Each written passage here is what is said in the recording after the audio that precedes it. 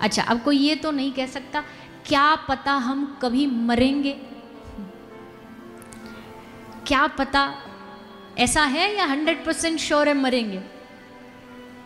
बोलिए ना, 100% श्योर है ना? कोई ऐसा तो नहीं है जिसको कभी भी इस पे बात पे संशय हो, कंफ्यूजन हो कि पता नहीं, हो सकता है ना भी मरे। श्योरिटी है, 100% गारंटी है कि हम मरेंगे। लेकिन उसके बाद भी जिस चीज़ की 50-50 गारंटी है उसके लिए तो हमारी तैयारी है, पर जिसकी 100% श्योरिटी है मृत्यु की, मरण की, उसकी कोई तैयारी नहीं, उसका हमारा कोई आगे विचार नहीं है कि अगर मरेंगे भी, किसी भी समय मरेंगे, तो क्या हमने उस मृत्यु की तैयारी करी है? और मृत्यु की एक ही तैयारी है, क्या? आहा, वाह, मैया के लिए तालियां बजाइए एक बार, एकदम सटाक से मारिए मैया। एक ही तैयारी है, योगिनाम नृपनिर्णीतम हरेर नामानुकीर्तनम। एक ही तैयारी। जरूरी नहीं कि मरण के समय हमें अच्छा स्थान ही मिल जाए, बड़े ध्यान से सुनना, जरूरी नहीं हम किसी धाम में ही जाके मरेंगे, कोई अच्छी जगह ही मरेंगे, पता नहीं। जरूरी नहीं किसी अच्छे दिन ही मरेंगे कि भैया हम तो एकादशी वाले दिन ही जाएंगे, हमने सुना है बढ़िया दिन होता है वो, हम तो अमावस्या वाले दिन ही जाएंगे। दिन भी हमारी निश्चित नहीं, तैयारी नहीं, हमारे पास स्थान की भी तैयारी नहीं। पर एक तैयारी हम कर सकते हैं, हर स्थिति में, हर परिस्थिति में भगवान का नाम लेते रहें। अब चाहे धाम में मरे, धाम से बाहर मरे, अच्छे दिन मरे, बुरे दिन मरे, पर जिह्वा पर नाम चलते रहना चाहिए। नाम निरंतर चलेगा तो वो हमारे मरण की तैयारी है। जन्म जन्म मुनि जतन कराई, अंत राम कहे आवत नाही। अंत में भगवान का नाम निकलने से कल्याण हो जाता है, ये जानते ना सब लोग, पता है ना कि अंत में किसी की मृत्यु हो गई, सब बोल अरे भैया राम राम बोलो, इसके आसपास भगवान का नाम बोलो, अच्छा गंगा जल डालो मुख में, तुलसी पत्र डालो इसके मुख में।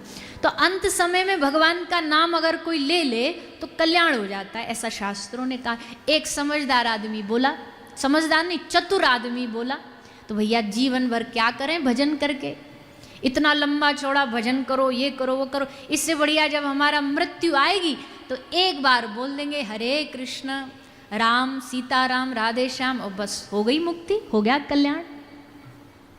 कहा भैया देखो, एक विद्यार्थी, एक स्टूडेंट साल भर पढ़ाई करता है, पूरा वर्ष पढ़ता है, 365 दिन पढ़ता है लगातार, लेकिन उस पूरी पढ़ाई की मोहर लगाने के लिए कि कितना पढ़ा न पढ़ा, उसकी परीक्षा देने के लिए उसको बस 3 घंटा मिलते हैं एग्जाम हॉल में, और उस 3 घंटे में उसको पूरे साल की पढ़ाई दिखानी पड़ती है। अच्छा, 3 घंटे वही परफॉर्म अच्छा कर पाएगा जिसने साल भर अच्छी पढ़ाई करी। संगीत ले लो, संगीत में भले एक ही हमको भजन गाना हो, पर वो अच्छा तभी गा पाओगे जब पूरा तुमने जीवन भर, वर्ष भर रियाज किया हो, प्रैक्टिस करी हो। पूरे रियाज का जो परिणाम है वो आपको 5 मिनट के एक भजन में, गाने में, संगीत में दिखाना पड़ता है, पर वो 5 मिनट के संगीत के लिए उसको पूरा साल देना पड़ता है, पूरा समय देना पड़ता है। परीक्षा उस 5 मिनट में होती है।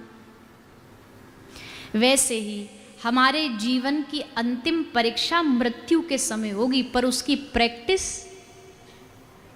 प्रैक्टिस पूरा जीवन भर करनी पड़ेगी। पहले से लगातार अभ्यास करना पड़ेगा। जिह्वा लगातार जब बोलेगी भगवान नाम, कृष्ण नाम, राधा नाम, राम नाम करते करते करते, फिर मृत्यु के समय अब हमारी परीक्षा है। अब ठाकुर जी परीक्षा लेंगे, बता जीवन भर तूने भजन किया होगा तो अंत समय में राम नाम निकलेगा, कृष्ण नाम निकलेगा, और जिनने भजन नहीं किया उनका दिमाग वहीं घूम रहा होगा।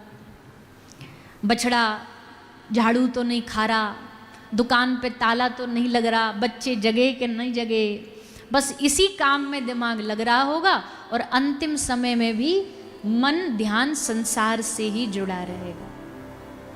इसलिए आजीवन भैया अभ्यास करना चाहिए। वैसे तो सब लोग इसको बोल भी देंगे, भैया ये नकारात्मक चीज काहे को सिखा रहे हो, मरने का कहीं कोई पहले से प्लानिंग करके चलता है?